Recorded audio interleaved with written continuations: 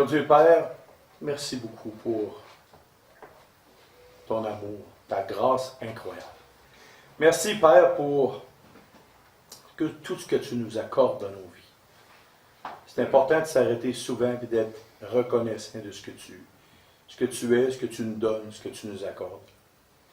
Et particulièrement ce matin, Père, on veut te remercier pour ta bonne parole.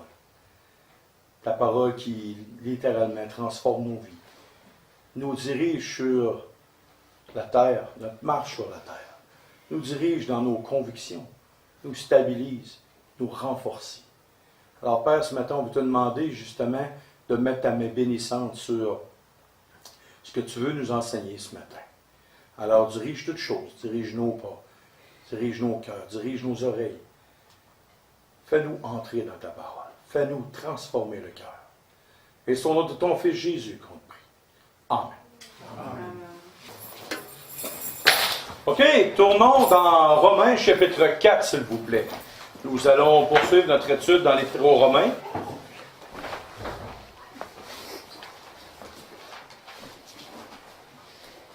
Au chapitre 4.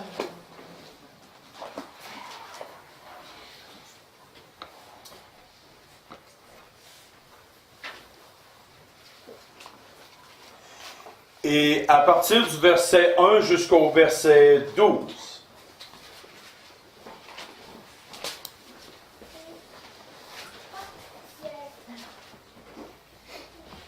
Le titre du message ce matin, c'est « La justification par la foi, l'exemple d'Abraham et de David ». Je n'ai pas été très très loin pour trouver le titre du message, c'était écrit en haut de la Bible. Mais je trouvais que le titre était excellent. Donc, c'est pour ça que j'ai pris ça. Ici, on est dans un contexte où ce que Paul parle à des Juifs chrétiens, qui se sont convertis, et nous allons voir un peu la rhétorique, parce qu'il y avait un style de fausse doctrine, fausse pensée, concernant la justification par la foi. Et là, Abraham et David sont pris en exemple pour démontrer un fait concret, hors de tout doute, pour prouver la vérité. Et ce qui est le fun, c'est que ces deux personnages-là, pourquoi l'apôtre Paul les prend en exemple? Avez-vous déjà posé la question pourquoi que Paul prend ces deux personnages-là? Pourtant, les personnages dans l'Ancien Testament, il y en avait beaucoup, il y en avait bien plein. Mais pourquoi Paul, précisément, prend ces deux hommes-là?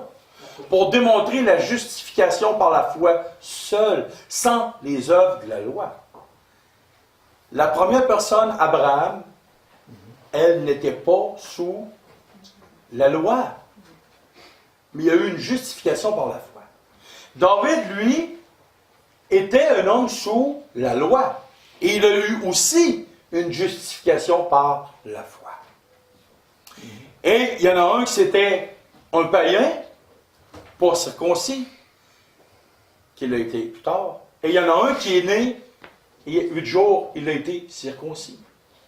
Donc, peu importe d'où tu viens, le message de la grâce, le message de la justification par la foi, peu importe l'époque, et que ça part de Adam et Ève jusqu'à l'avènement de l'Église et après, ça sera toujours la justification par la foi seule. Et là, on commence. Romains chapitre 4, verset 1. Que dirons-nous donc qu'Abraham, notre père selon la chair, a obtenu? Au début, quand tu regardes ça dans notre langage francophone québécois courant, on a de la misère, on a peine à savoir qu'est-ce que Paul veut dire. Mais autrement dit, qu'est-ce que Paul est en train de dire? Il pose une question aux Juifs. Qu'est-ce qu'en réalité Abraham a obtenu? Qu'est-ce qu'Abraham, selon vous, a obtenu? Est-ce qu'il a obtenu quelque chose durant sa vie? Selon vous? Non, il y a eu des promesses que sa nation serait bénie par lui. Oui, il y a eu un paquet de promesses. Mais est-ce qu'Abraham, lui-même, dans sa propre vie, a obtenu tout ce que Dieu y avait promis? Est-ce qu'il l'a vu? Non. Il Il n'a pas vu grand-chose. Il n'a vraiment pas vu grand-chose. Et là, qu'est-ce qu'Abraham, en réalité, a obtenu? C'est une question qui est une question essentielle pour un Juif. Aujourd'hui, il y a une question exceptionnelle qu'il faut poser à tout homme. Est-ce que vous êtes né de nouveau? Mais dans ce temps-là, l'apôtre Paul, dans son raisonnement, il demande aux Juifs, qu'est-ce qu'Abraham a obtenu? Et là, si on passe au verset 2, si Abraham a été justifié par les œuvres, il a sujet de se glorifier, mais non devant Dieu. Ici, il y a 3 termes dans ce court verset-là qu'il faut vraiment prendre pour nous. Justifié, sujet de se glorifier, mais non devant Dieu. Il faut séparer le verset en 3 petites sections. Si Abraham a été justifié par les œuvres, et qu'est-ce que la justification? Souvent, on a des grands mots théologiques. Moi, quand j'étais jeune comme croyant, je me demandais qu'est-ce que c'était la sanctification, la justification, le propitiatoire. J'étais tout mêlé là-dedans. Fait que pour moi, aujourd'hui, en tant qu'enseignant, j'ai la responsabilité de donner une définition pour des mots qui sont plus compliqués. Et voici la définition très simple du mot justifié. Rendre juste par l'action de la grâce, déclarer que quelqu'un est innocent et qu'il ne mérite pas un châtiment. Voici la définition juste de la justification. Autrement dit, c'est de déclarer quelqu'un juste, de déclarer le coupable innocent par l'action d'une autre personne. Autrement dit, il y a une personne qui est intervenue pour dire « Il n'est pas coupable. Je veux prendre sa place. » Voici la véritable définition de la justification. Et là, c'est marqué ici. Si Abraham a été justifié par les œuvres, il a sujet de se glorifier. Qu'est-ce que le mot glorifier? Se vanter. Si Abraham a été rendu juste devant Dieu par ses propres œuvres, il peut littéralement se vanter qu'il est bon, qu'il est beau, qu'il est fin, qu'il est gentil. Et autrement dit, il est l'équivalent du Seigneur Jésus. Parce que le seul et unique personne qui a pu accomplir toute la loi et être trouvé juste par ses actions, c'est Jésus. Parce que Jésus n'a jamais commis aucun péché de toute sa vie.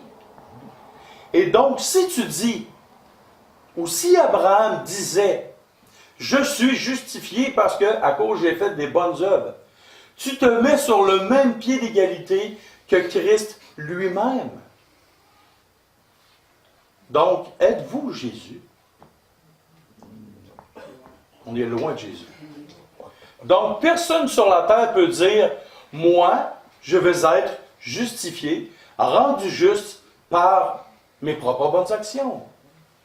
Et c'est pour cela que c'est marqué ici, si Abraham a été justifié par les œuvres, il a sujet de se vanter. Mais il y a un petit bout qui dit, mais non devant Dieu. Tu ne peux pas arriver devant Dieu avec ta propre justice. Et pourquoi? Parce que Dieu lui-même déclare dans l'Ancien Testament que toute la justice des hommes est souillée, pourrie. Donc, tout ce que tu peux faire de bien, sache une chose, c'est que l'homme a tellement fait de mal, ça ne couvre pas le bien que tu peux faire dans ta vie, couvrira jamais le mal.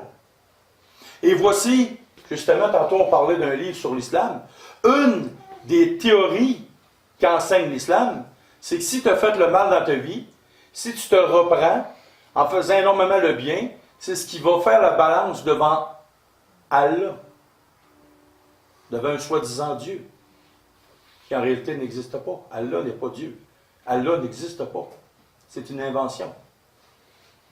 Et voici, voyez-vous, toutes les religions du monde, entier, sans exception, c'est fais du bien, tu vas être peut-être accepté devant Dieu ou devant la divinité que tu implores.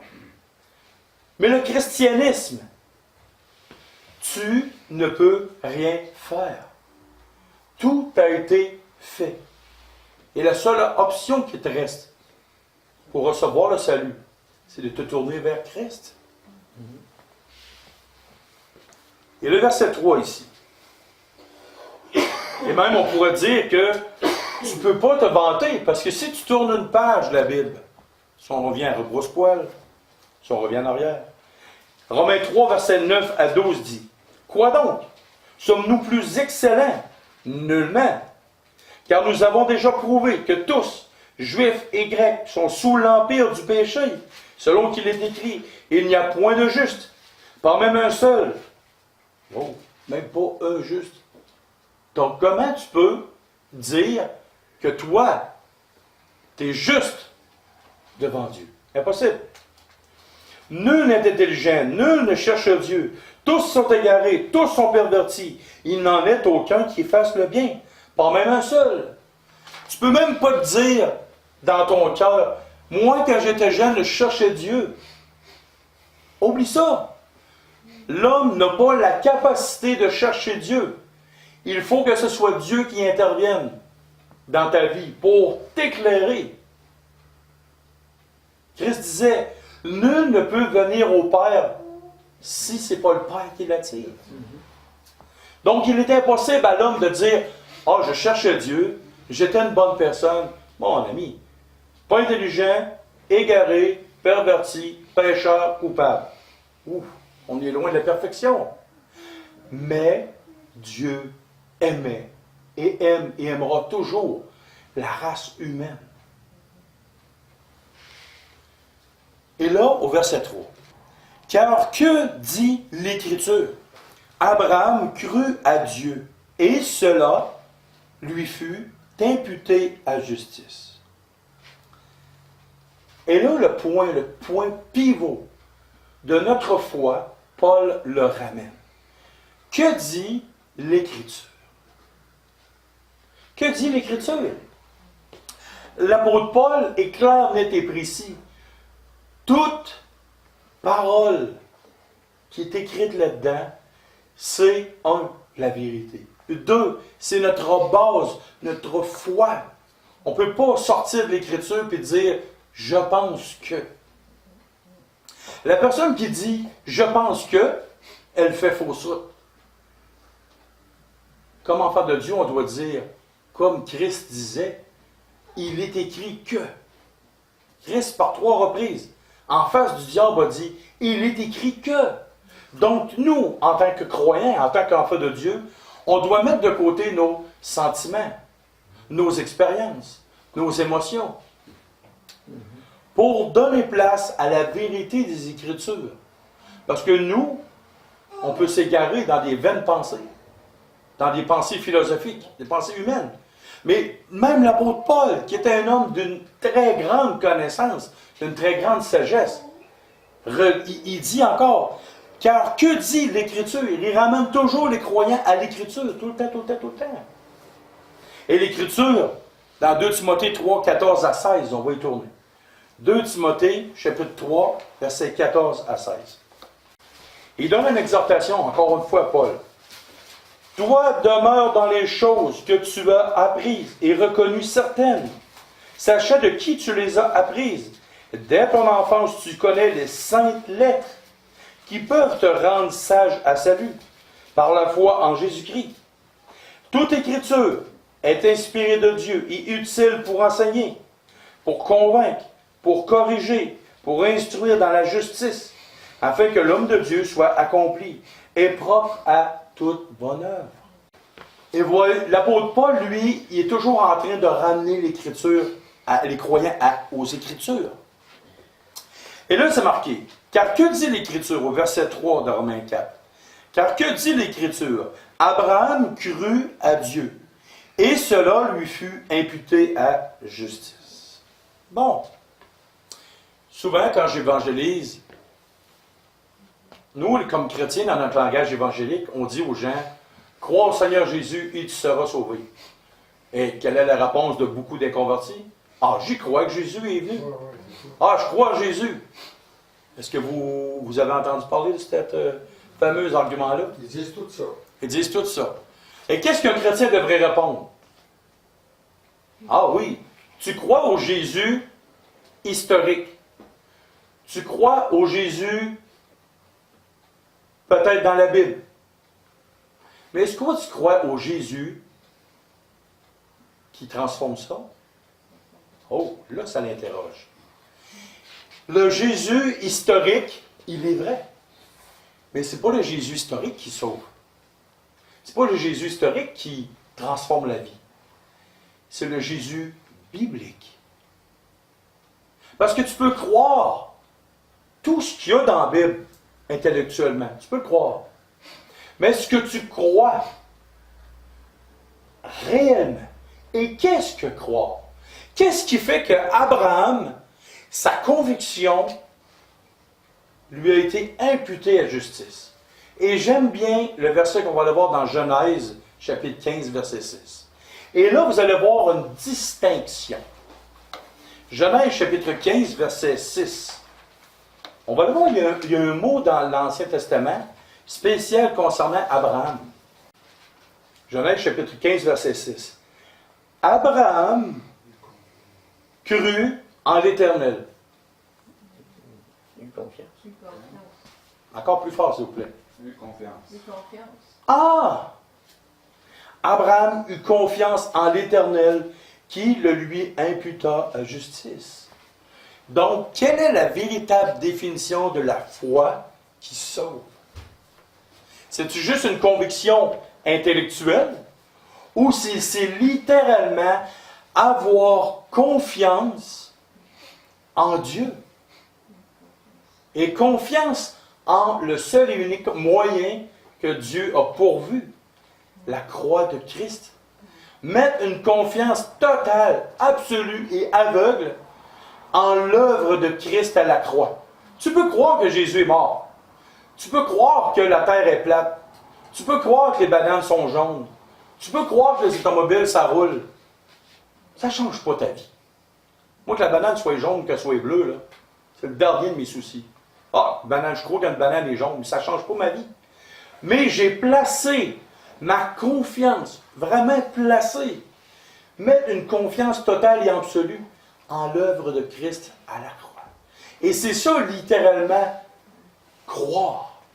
Et c'est ça qui fait qu'Abraham, la confiance qu'il a eue en Dieu, il a vraiment fait confiance du plus profond de son cœur, de son âme, que là, Dieu il a dit, OK, je vais faire quelque chose pour toi.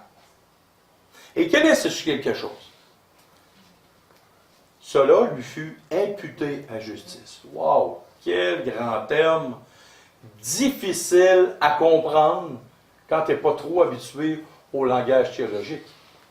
Mais qu'est-ce que le mot imputé à justice veut dire? Qu'est-ce que ces mots-là veulent dire? Voulez-vous avoir la définition? Oui. Écoutez bien ça. Très simple. Appliquer les mérites d'un autre qui rend juste le coupable. Imputer, ça veut dire placer sur quelqu'un. À justice. Ça veut dire placer les mérites d'un autre sur un coupable. Souvenez-vous, à un moment donné, il y avait une petite histoire de deux frères. Ça a été longtemps écrit par les vieux chrétiens. Il y avait deux frères à un moment donné. Et il y en avait un qui était chrétien, droit, marchait avec le Seigneur tout. Et il y en avait un qui c'était un criminel. Et un jour, à un moment donné, le criminel commet un acte irréparable, il tue un homme. Et le sang de cet homme-là était sur son vêtement, ses vêtements. Et il court chez son frère, en pleine nuit, il cogne à la porte, et à un moment donné, il ne savait plus quoi faire. La police courait après nécessairement, et le frère, à un moment donné, qu'est-ce qui est arrivé? Il a dit au coupable, il dit, donne-moi ton linge, puis prends le mien. Ils ont échangé de linge.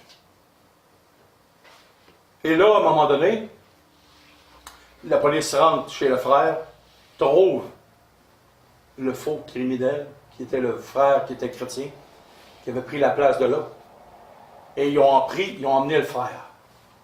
Le temps que les choses en cours se passent, le criminel était tout virant envers, tout ça, il capotait. Et à un moment donné, qu'est-ce qui s'est produit? C'est que le frère a été conduit à la potence. Il a été pendu. Paf! Il s'est fait exécuter. Et sur le moment qu'il a été exécuté, la même journée, il y a eu une lettre qui est arrivée chez le véritable coupable. Et qu'est-ce qui s'est produit? C'était le frère qui était non coupable, avait écrit une lettre. Et il a écrit à ce frère-là, voici le véritable évangile. Un non coupable a pris ta place. Et là, il expliquait le message de l'évangile. Vous l'avez en arrière, regardez Mme Lacaze en arrière. Regardez Mme Lacaze. Elle a ce pamphlet-là. C'est la vraie histoire, c'est ça que je compte bien. Là. Fait que voyez-vous, et là, qu'est-ce qui est arrivé en réalité? C'est que les mérites d'un non-coupable est allé sur un coupable. Et c'est ça, l'imputer, comme il dit ici, imputer à justice. Ça veut dire, la justice qui appartenait à un autre a été prise, à savoir Christ. La justice de Christ a été prise et a été mise sur le coupable. Voilà qu'est-ce que ça veut dire, imputer à justice. Prendre la justice d'un autre et la mettre sur le coupable. Car que dit l'Écriture? Abraham crut, il a eu vraiment confiance en Dieu. Et cela lui a été imputé à justice. Verset 4. Or, à celui qui fait une œuvre, le salaire est imputé, non comme une grâce, mais comme une chose due. Et à celui qui ne fait point d'œuvre, mais qui croit en celui qui justifie l'impie, sa foi lui est imputée à justice. Avez-vous remarqué qu'il y a deux expressions, une grâce et une chose due.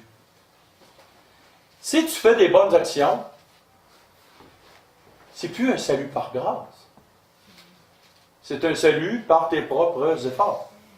Et souvent, je pose la question à des gens, pourquoi, selon toi, selon vous, tout dépendamment de l'âge, là, quand c'est un jeune, c'est toi, quand c'est une personne âgée, c'est vous, mais selon vous ou toi, pourquoi Jésus est mort sur une croix? Pourquoi Jésus? Puis là, les gens me disent, ouais, c'est parce que dans le temps, ils l'ont condamné, ils l'ont crucifié, parce qu'il avait fait des choses mauvaises, ou que dans ce temps-là, bon, les Romains, tout ça, il y avait un gros pouvoir, tout ça.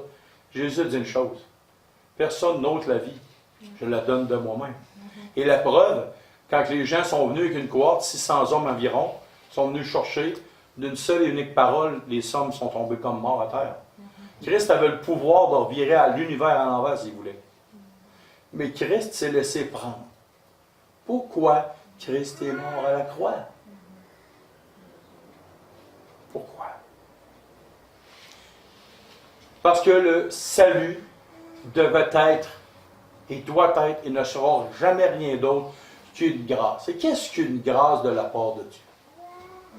Un enfant qui fait... Qui a eu des enfants dans la salle? Moi, j'ai eu des enfants. J'ai eu deux. J'en ai encore deux. Combien de fois, quand mes enfants sont venus me voir, ou pas partout, puis que c'est moi qui étais allé les voir, puis qui avait fait une chose que c'était pas correct, je les ai regardés avec des grands yeux, méchants, en voulant les tuer. Non. Comment a été mon regard?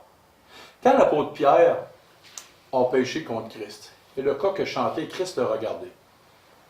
Est-ce que vous auriez aimé savoir comment Christ a regardé Pierre? As-tu regardé en voulant dire, toi, attends que je ressuscite, tu vas en manger toute une? Non. Mais Christ a regardé l'apôtre Pierre, et ça, je le sais. Je suis convaincu. Pourquoi vous pensez que l'apôtre Pierre est parti et est allé amèrement pleurer dehors? Parce qu'il a vu la grâce extraordinaire. La grâce et l'amour dans le regard de Christ. Et voici littéralement le salut de Dieu. Dieu regarde les hommes sur terre avec une grâce exceptionnelle. Malgré la folie du cœur de l'homme, Dieu regarde l'homme avec une grâce exceptionnelle. Ouvre sa main. Et Dieu ne voulait pas que ce soit un salut par les mérites. Parce que Dieu, dans son livre à lui, ne veut jamais rien savoir de devoir quelque chose à quelqu'un. Jamais vous verrez dans l'Ancien ou dans le Nouveau Testament que Dieu doit absolument quelque chose à l'homme. Jamais. Le Saint-Esprit enseigne ne devez rien à personne si ce n'est qu'elle vous aimez les uns les autres. Dieu ne viendra pas en contradiction avec sa parole. Dieu ne doit rien à personne. Il ne veut pas être en compte avec rien. Et la preuve, relisez les 4 derniers chapitres de Job, et vous allez voir que Dieu ne doit pas grand-chose à l'être humain. Que l'être humain doit tout. Donc, jamais par une œuvre quelconque, un homme pourra s'attribuer le mérite d'être sauvé. Mais c'est une grâce. Une grâce. Tu ne peux rien faire pour obtenir la moindre faveur de Dieu.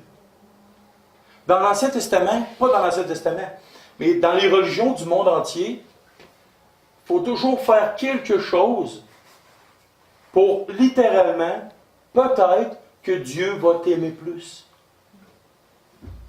Souvent, les chrétiens même, on a tendance à penser « Ah, j'ai tombé dans le péché, j'ai mal agi, Dieu va sûrement m'aimer moins. » Wow! Pour moi, tu as oublié le plus grand verset de la Bible. Puis c'était pas juste lors de ton salut. Car Dieu a tant aimé le monde.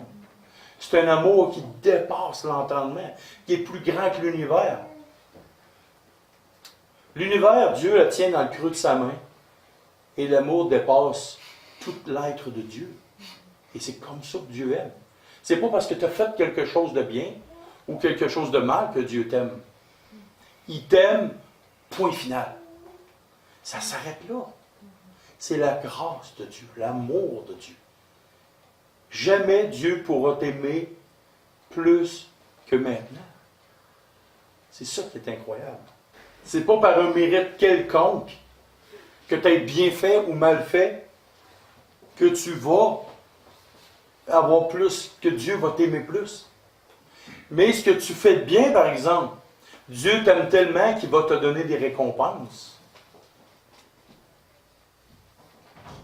Je poserai une question aux parents. Aimez-vous plus vos enfants que quand ils sont venus au monde? Aimez-vous plus vos enfants la semaine passée ou pensez-vous que vous allez les aimer plus la semaine prochaine? Pourquoi vous pensez que ça va être différent avec Dieu? L'homme a été créé à l'image de Dieu.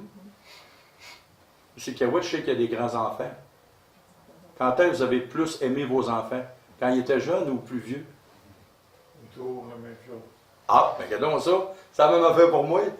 Dieu a toujours aimé égal l'homme. Nous sommes créés à l'image, à la ressemblance de Dieu. Donc, c'est pas parce qu'on fait du bien ou du mal, qu'on tombe dans le péché ou qu'on mène une vie hyper sainte que Dieu va plus nous aimer. Ça, c'est Dieu, c'est inconditionnel. Mon enfant, même s'il fait les pires foleries sur la terre, mon cœur va être attristé, il va avoir des conséquences. Mais mon amour pour cet enfant-là, peu importe le mal qu'il m'a fait, va toujours rester impeccable.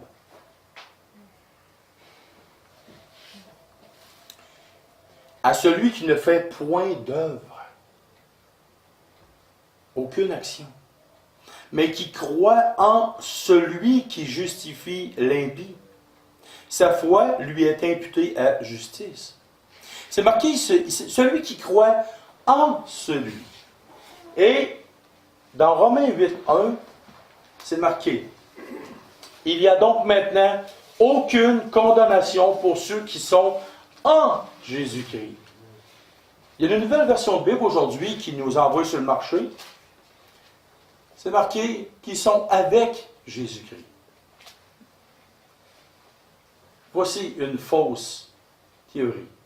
Quelle est la différence avec le mot « en » et avec le mot « avec » ? Ah, c'est intérieur. Oui. Et avec, Avec, c'est à côté. Voici un petit mot, deux petits mots qui veulent être excessivement incroyables.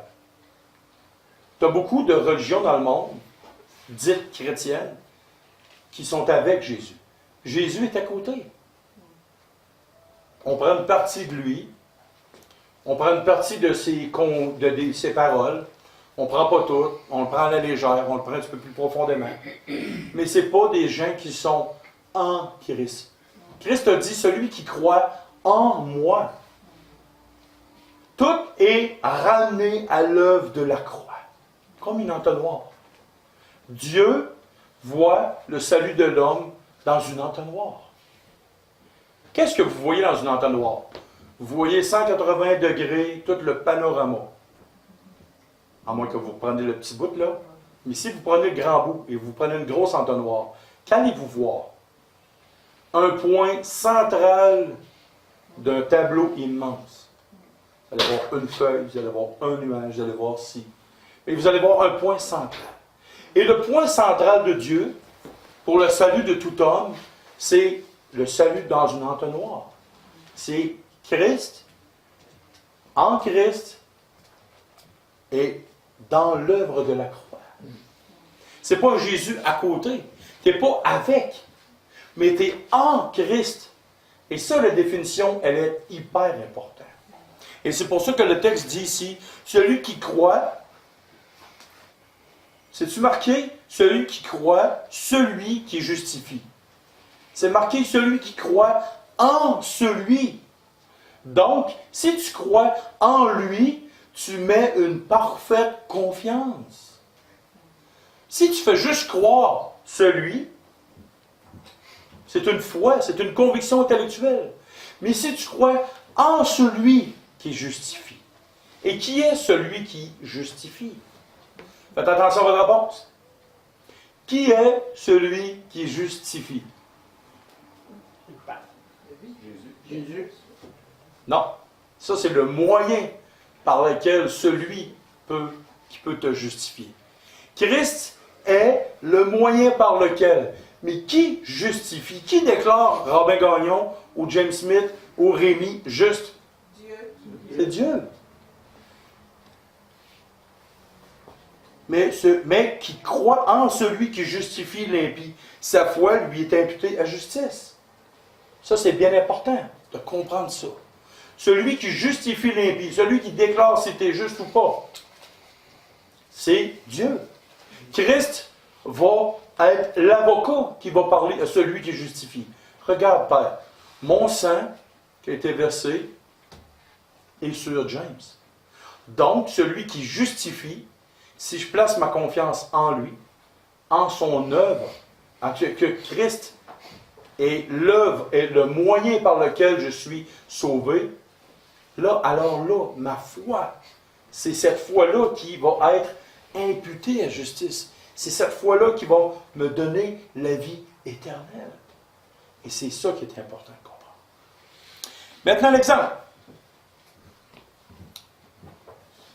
Verset 6. De même, David exprime le bonheur de l'homme à qui Dieu impute la justice sans les œuvres. Heureux sont ceux dont les iniquités sont pardonnées et dont les péchés sont couverts. Heureux l'homme à qui le Seigneur n'impute pas son péché. Avoir remarqué le mot bonheur et le mot heureux ici. Dans les 3 versets, on parle de quelque chose qui est relié, pratico-pratique pour notre vie, lié au pardon de Dieu. Et quelle est cette chose? Le bonheur de l'homme, heureux ceux, heureux l'homme. Le bonheur de l'homme se trouve dans les poutines du McDonald's. Le bonheur de l'homme est rattaché à son compte de banque.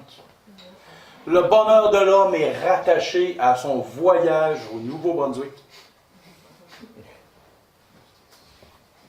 Le bonheur de l'homme, la seule et unique façon qu'un homme peut être heureux, si c'est sa transgression est remise. Quand j'étais jeune, avant de me convertir, j'avais un but. C'était de me tirer, de me suicider. J'étais un homme qui était extrêmement malheureux, un jeune homme extrêmement malheureux. Quand je me suis converti, il y a eu une paix profonde dans mon cœur, dans mon âme, qui a fait que je suis devenu heureux. Mon bonheur était attaché, littéralement, à l'œuvre de Christ à la croix. Sans l'œuvre de Christ à la croix, j'aurais pas été heureux. Ça aurait été impossible. Pourquoi je suis devenu heureux? Parce que mon péché a été pardonné. Et j'ai eu dans l'occasion, au mois de décembre, ça va faire 26 ans que je suis chrétien. Il y en a qui m'ont battu en âge de vie chrétienne. J'ai eu des chrétiens que j'ai rencontrés qui me disaient que j'étais malheureux. Et là, la question est venue, dans ma tête. Plus tard, je leur ai parlé. Pourquoi le chrétien, après sa conversion, est encore malheureux? Il y a des sections, des parties de sa vie qui peuvent tomber malheureux, à un point tel de devenir...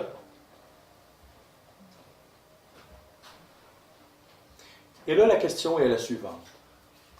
Où est-ce que vous êtes tombé dans votre relation avec Dieu? Un jour, j'ai bien aimé l'exemple que M. Lacasse a donné. Le fameux siège, un grand siège dans un camion.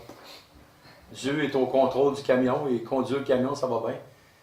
Et la femme, petit à petit, s'est tassée sur le côté. La route continue. Et l'homme, la femme, s'est éloignée de Dieu, tranquillement pas vite. Puis là, un jour, elle servait d'abord, elle dit à son mari, elle dit, moi là, je suis complètement malheureuse, là, je ne suis plus bien avec toi, tu t'es distancé de moi. En réalité, c'était pas le mari, il était encore au volant, il conduit encore. C'est la femme qui s'était tassée tranquillement pas vite. Souvent, le malheur du chrétien, pourquoi le chrétien n'est pas heureux dans sa vie? C'est parce que c'est lui-même qui s'est mis de côté. C'est lui-même qui a tassé Dieu de côté. Littéralement. Dieu ne s'est jamais tassé de sa place. Ça serait de faire tasser Dieu de son trône. Bonne chance. Le Saint-Esprit est toujours dans votre vie. C'est juste que le chrétien décide volontairement de une petite encoche à ma vie. Une petite affaire. Je le mets de côté. J'ai préféré ici à Dieu. Quand, littéralement, ta vie est proche de Dieu, ton bonheur est toujours présent. Toujours. Pourquoi? Parce qu'un chrétien qui fait un encoche à sa vie et qui garde le contrôle de sa vie, qu'est-ce qui arrive? Ses transgressions ne lui sont pas remises. Il garde un petit péché dans sa vie. C'est une petite transgression. C'est une petite affaire. Donc, quelle est la preuve de ce que j'avance? On va lire le psaume 32. Le psaume 32, 1 à 5. Et remarquez le mot heureux, qui est arraché au bonheur. Heureux celui à qui la transgression est remise, à qui le péché est pardonné. Heureux l'homme à qui l'Éternel n'impute pas l'iniquité, et dans l'esprit duquel il n'y a point de fraude. Tant que je me suis tu, mes os se consumaient. Je gémissais toute la journée, car nuit et jour ta main s'apesantissait sur moi. Ma vigueur n'était plus que chasseresse, comme celle de l'été. Je t'ai fait connaître mon péché. Je n'ai pas caché mon iniquité. J'ai dit, j'avouerai mes transgressions à l'Éternel. Et tu as effacé ma dette chez Walmart. Non. J'ai effacé la peine de mon péché. Et l'exhortation qui dit, qu'ainsi tout homme pieux te prie au temps convenable. Si de grandes eaux débordent, elles ne l'atteindront nullement.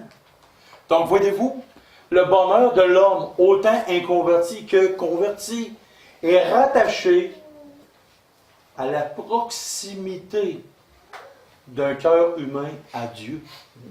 Et si tu remets tes transgressions, parce que tout chrétien véritable pêche devant Dieu, que tu sois pasteur ou que tu sois le gars qui passe le balai dans une assemblée, ton bonheur est rattaché littéralement à tes transgressions remises de la part de Dieu.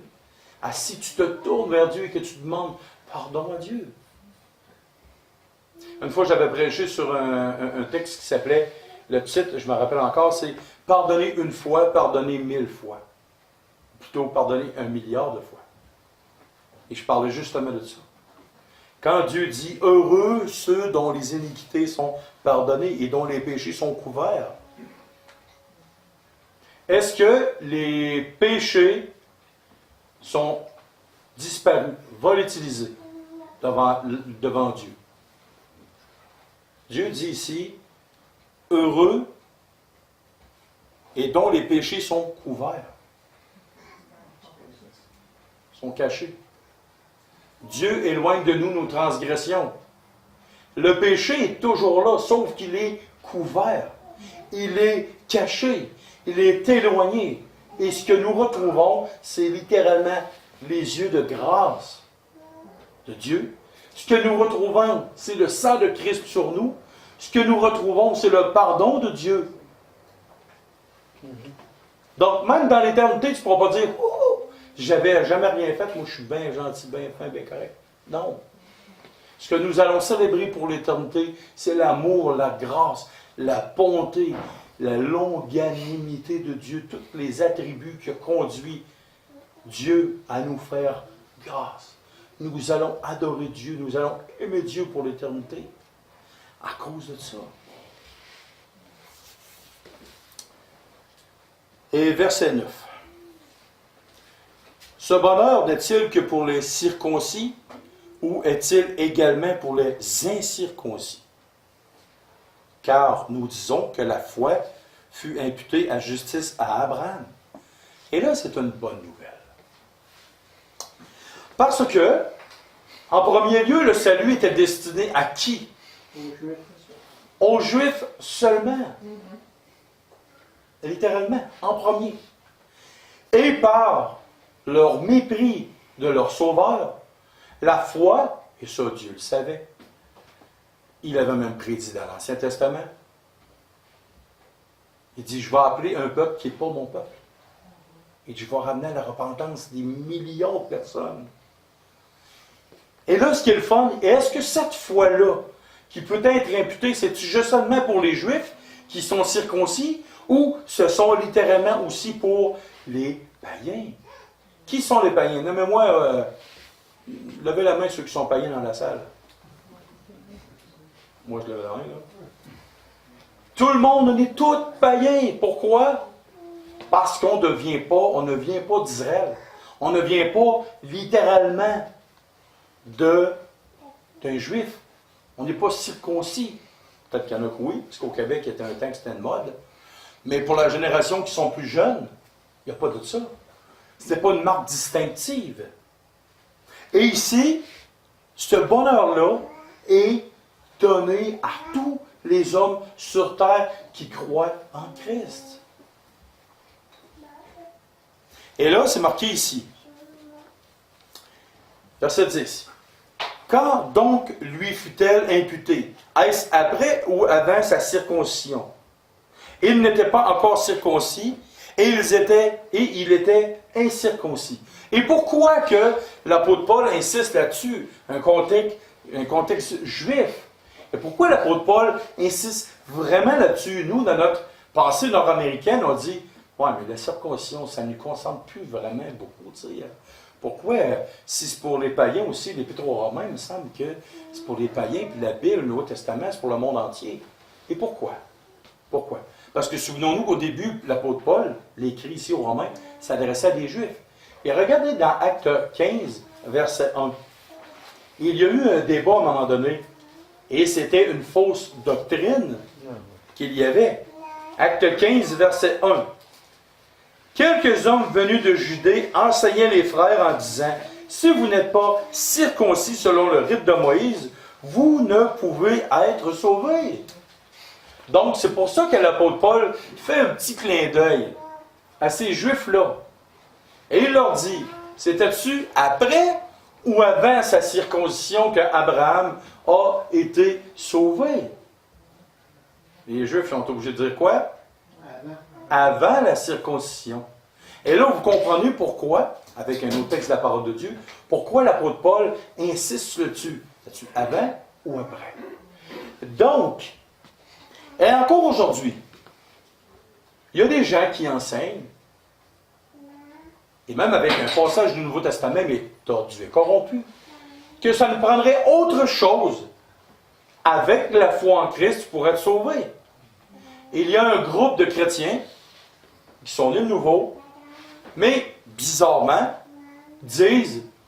prennent Marc 16,16 hors de leur contexte et disent celui qui croira et qui sera baptisé sera sauvé. Et est-ce que le baptême, avec la foi, sauve? Est-ce que ça prend le baptême pour être sauvé? Oh, mais ces gens-là vont dire, regarde, c'est marqué.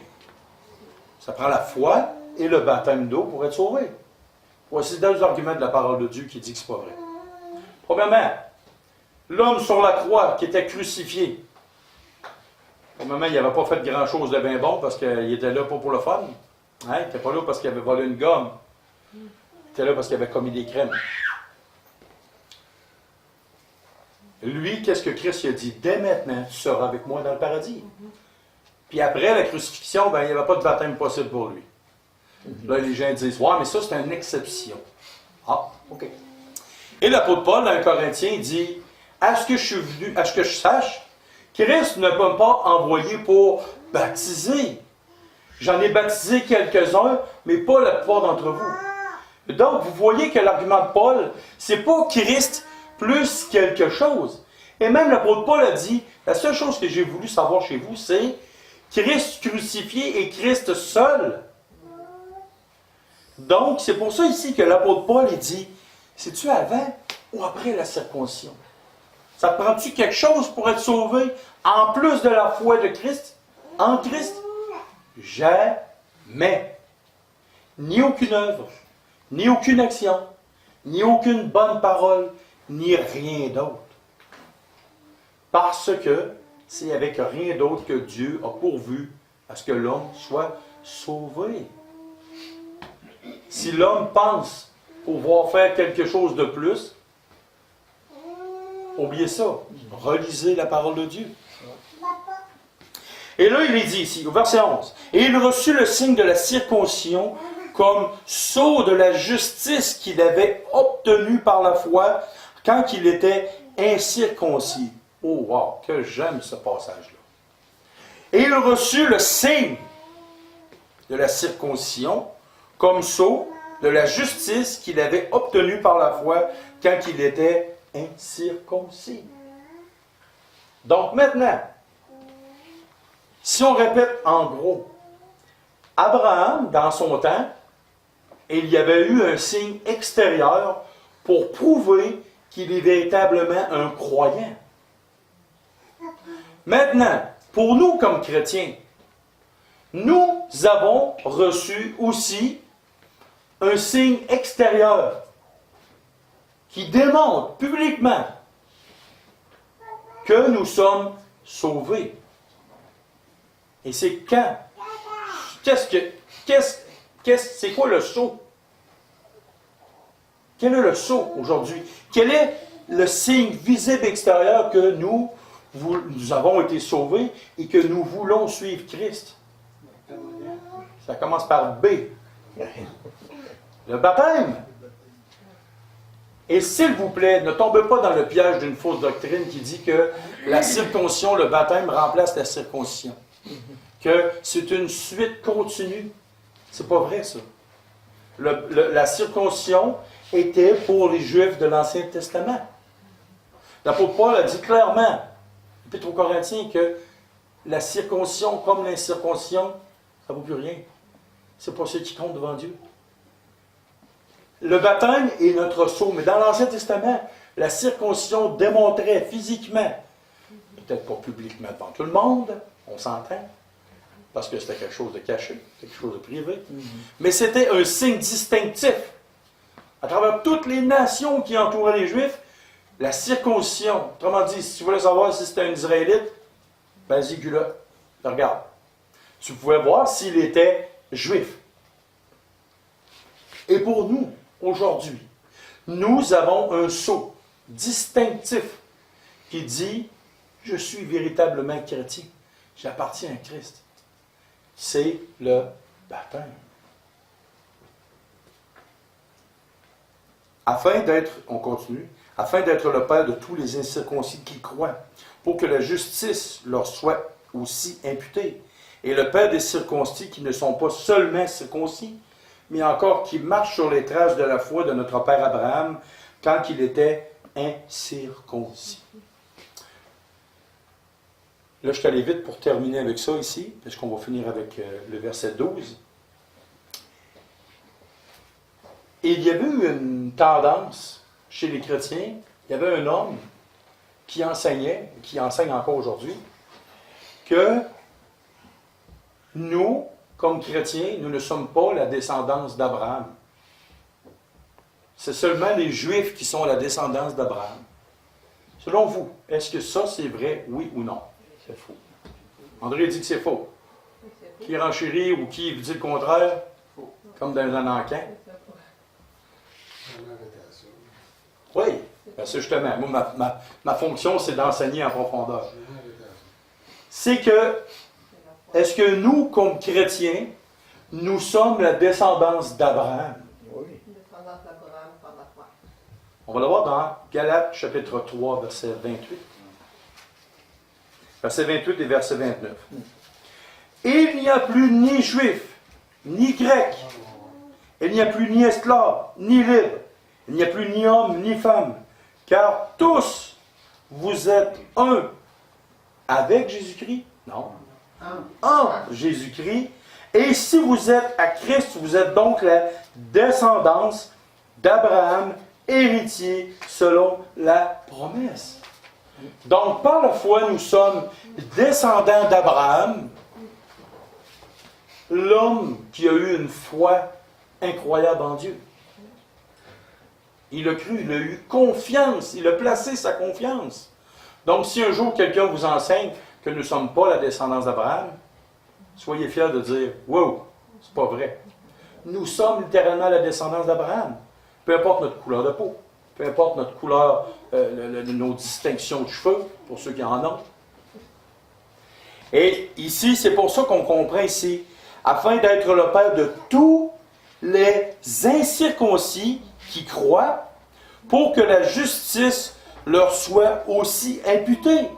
Et le Père des circoncis, qui ne sont pas seulement circoncis, mais encore qui marchent sur les traces de la foi de notre Père Abraham, quand il était incirconcis. Et quelle était une des promesses que Dieu y a faites?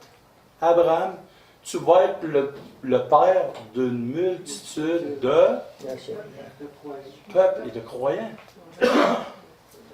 Et voici la promesse que Dieu a faite à Abraham, elle est réalisée. Toutes les peuples, toutes les langues, nations, dans le monde entier, il y a des croyants à travers le monde entier. Et nous sommes, par la foi, descendants d'Abraham. Et ça, c'est une vérité qui est profonde, qui est ancrée. Et il y a un homme qui enseigne que c'est pas vrai, ça. On n'est pas la descendance. Mais merci Seigneur, parce que la bonne parole de Dieu contrecarre toujours les erreurs des faux docteurs, des faux enseignants. Prions sur ça. Et prions aussi pour les enfants. Seigneur Dieu Père, merci beaucoup pour ta bonne parole. Merci d'avoir ouvert nos cœurs. Et si nous avons d'autres interrogations, Père, donne-nous littéralement de chercher, de fouiller. Et on a confiance en toi que tu vas nous faire trouver des vérités. Merci de ta bonté, merci de ta grâce incroyable. Merci de ce que tu nous as enseigné ce matin. Merci, Père, parce que tu nous as fait hériter avec Abraham de la vie éternelle. Par la foi au seul et unique moyen qui est Christ. Merci aussi, Père, on veut te prier pour les offrandes. On veut te donner une partie de ce que tu nous as donné. On veut vraiment avoir à cœur ton œuvre, afin que ton œuvre, littéralement, puisse poursuivre sa course. Merci de tous les témoignages que j'ai pu voir aussi, Père, que ton œuvre est présente partout dans le Canada, Seigneur. Et c'est au nom de ton Fils qu'on te prie pour les offrandes. Amen. Amen.